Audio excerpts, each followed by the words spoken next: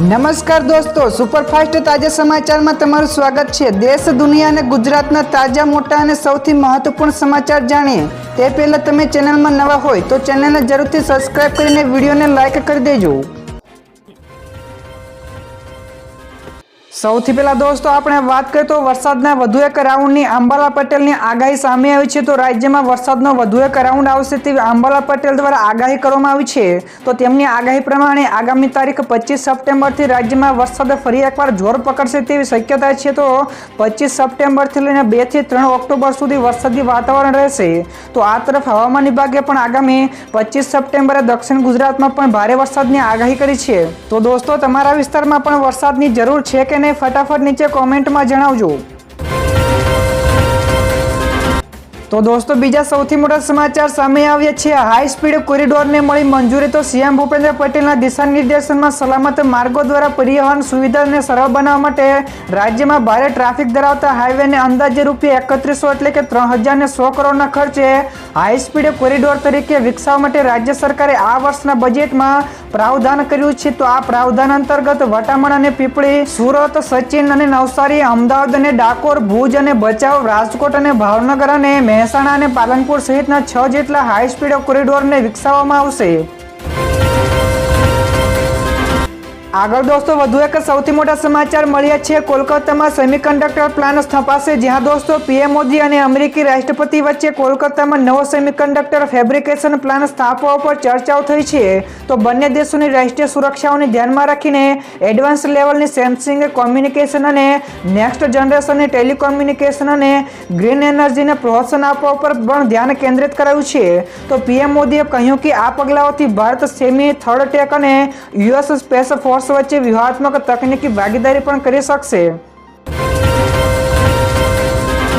તો દોસ્તો, બીજા સૌથી અગત્યના સમાચાર સામે આવ્યા છે। મોંઘવારી ભથ્થું 4% વધે તેવી શક્યતા છે। જ્યાં દોસ્તો કેન્દ્રીય કર્મચારીઓ માટે સારા સમાચાર મળ્યા છે। તો એવું માનવામાં આવે છે કે આ મહિનાના અંત સુધીમાં અથવા તો ઓક્ટોબરના પ્રથમ સપ્તાહ સુધીમાં કર્મચારીઓના મોંઘવારી ભથ્થા એટલે કે ડીએમાં 3 થી લઈને 4% જેટલો વધારો થઈ શકે છે।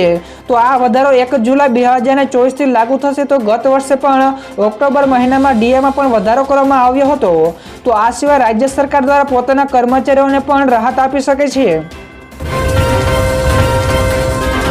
તો દોસ્તો, ફટાફટ આગળના બીજા સમાચારની વાત કરવામાં આવે તો કોંગ્રેસે મોદીને 100 કરતાં વધારે ગાળો આપી છે। જ્યાં દોસ્તો ભાજપના કેટલાક નેતાઓએ રાહુલ ગાંધી ઉપર વિવાદાસ્પદ ટિપ્પણી કરી હતી।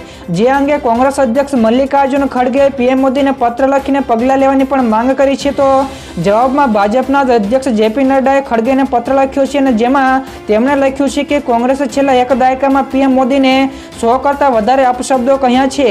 તો કોંગ્રેસે પણ વડાપ્રધાનના પદની ગરિમાને પણ નથી જાળવી। તો કોંગ્રેસના નેતાઓએ પણ મોદીને વધારે અપશબ્દો કહી રહ્યા છે। ત્યાર પછી બીજા સૌથી મહત્વપૂર્ણ સમાચાર સામે આવ્યા છે। અગ્નિકાંડની શીખ મળી છે। તો નવરાત્રી માટે પણ માર્ગદર્શિકા જારી કરી છે। જ્યાં દોસ્તો રાજકોટમાં ગેમ ઝોન અગ્નિકાંડમાંથી શીખ મેળવીને તંત્ર દ્વારા રાજકોટના લોકમેળા બાદ હવે નવરાત્રીના આયોજન માટે પણ ગાઈડલાઈન જાહેર કરવામાં આવી છે। તો જે પ્રમાણે રાજકોટમાં ગરબા આયોજકો માટે ફાયર એનઓસી, ઇલેક્ટ્રોનિક જનરેશનનું certificate, CCTV camera, security, entry exit gate ફરજિયાત કરવામાં આવ્યું છે। તો આ વર્ષની માફક આ વર્ષે પણ પોલીસે એન્ટી રોમિયન સ્ક્વોડ પણ અને એસએચજી ટીમ તૈયાર કરી છે। ત્યારબાદ દોસ્તો, આગળના વધુ એક સૌથી મહત્વપૂર્ણ સમાચાર મળ્યા છે। અમિત શાહનું મોટું નિવેદન, કહ્યું કે ઈદ અને મોહરમ નિમિત્તે 2 ગેસ સિલિન્ડર મફત આપીશું। જ્યાં દોસ્તો તાજેતરમાં જ કેન્દ્રીય ગૃહમંત્રી અમિત શાહનો વિડીયો સોશિયલ મીડિયા પર વાયરલ થઈ રહ્યો છે। તો તે વિડીયોમાં અમિત શાહ સ્ટેજ ઉપર પોતાના સંબોધનમાં કહી રહ્યા છે કે ઈદ અને મોહરમના દિવસે 2 ગેસ સિલિન્ડર મફત આપવામાં આવશે।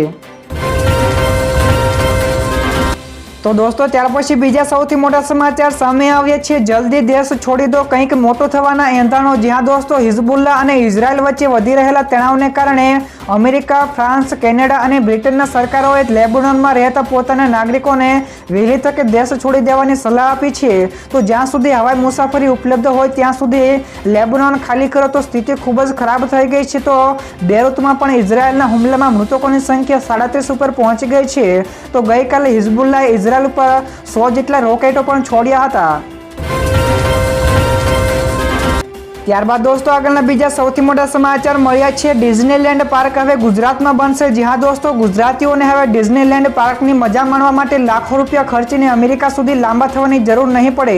તો કારણ કે ગુજરાતમાં જે સુરત શહેરમાં ડિઝનીલેન્ડ પાર્ક સ્થાપવામાં આવી શકે તેવા સમાચાર પણ સામે આવ્યા છે. જો સુરતમાં ડિઝનીલેન્ડ પાર્કની સ્થાપના થાય તો તે માત્ર ભારત જ નહીં પરંતુ દક્ષિણ એશિયાનો આ પ્રથમ ડિઝનીલેન્ડ પાર્ક હશે. તો ડિઝનીલેન્ડ પાર્ક એક એન્ટરટેનમેન્ટ પાર્ક છે. ત્યારબાદના દોસ્તો આગળના બીજા સૌથી અગત્યના સમાચાર મળ્યા છે. 5 મહિનામાં 8,659 કરોડ ડિજિટલ પેમેન્ટો થયા છે. જ્યાં દોસ્તો વર્ષ 2024-25ના પ્રથમ 5 મહિનામાં 8,659 કરોડ ડિજિટલ પેમેન્ટ કરવામાં આવ્યા છે. તો જે મારફતે કુલ રૂપિયા 1,669 લાખ કરોડની રકમ ટ્રાન્સફર કરવામાં આવી છે. તો વર્ષ 2017-18માં 2,071 કરોડ ડિજિટલ ટ્રાન્ઝેક્શન થયા હતા. તો 1,962 લાખ કરોડ રૂપિયાની રકમ પણ ટ્રાન્સફર થઈ હતી. એટલે કે આ સમયગાળામાં 44% દરે ટ્રાન્ઝેક્શનો વધ્યા છે. તો નાણાં મંત્રાલયે આ માહિતી આપી છે. ત્યાર પછી દોસ્તો ઝડપથી આગળના બીજા સમાચારની વાત કરવામાં આવે તો ભારત અને અમેરિકા વચ્ચે મેગા ડ્રોન ડીલ થઈ છે. જી હા દોસ્તો, ભારત અને અમેરિકા વચ્ચે મેગા ડ્રોન ડીલ ઉપર હસ્તાક્ષર કરવામાં આવ્યા છે. તો ભારતે અમેરિકા પાસેથી 31 MQ-9B ગાર્ડિયન ડ્રોન ખરીદ્યા છે. તો તેમાં 16 જેટલા ડ્રોન સ્કાય ગાર્ડિયન એટલે કે હવાઈ સુરક્ષા માટે અને સી ગાર્ડિયન દરિયાઈ સુરક્ષા માટે છે.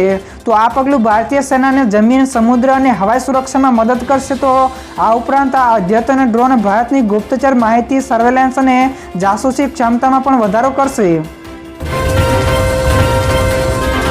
ત્યાર પછી દોસ્તો બીજા સૌથી અગત્યના સમાચાર સામે આવ્યા છે. કચ્છમાં પથ્થરમારો બાદ તંત્ર એક્શન મોડમાં આવ્યું છે. તો કચ્છમાં ગણપતિ ઉત્સવ દરમિયાન પથ્થરમારો થયો હતો, ત્યારબાદ હવે તંત્ર એક્શનમાં આવી ગયું છે. તો ભુજ અને માનકુવા વિસ્તારમાં જાહેર રસ્તા અને નદીમાં વહેણમાં આવેલા અતિક્રમણને દૂર કરવામાં આવ્યા છે. તો સરકારી જમીન ઉપર થયેલા દબાણો સામે સરકારે કાર્યવાહી કરી છે.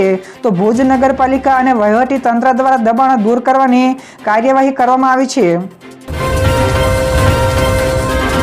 ત્યારબાદ દોસ્તો આ સિવાયના બીજા સમાચારની આગળ વાત કરવામાં આવે તો ચીનમાં વધુ એક વાયરસનું સંક્રમણ સામે આવ્યું છે. જ્યાં દોસ્તો ચીનમાં વધુ એક નવો વાયરસ મળી આવ્યો છે. તો તે કીટકના દ્વારા ડંખ દ્વારા ફેલાય છે. તો ડરની વાત કરવામાં આવે તો આ વાયરસ માનસિક રોગનું કારણ પણ બને છે. તો એટલે કે તે ન્યુરોલોજીકલ છે. તો આ વાયરસનું નામ વેટલેન્ડ વાયરસ એટલે કે WELV છે.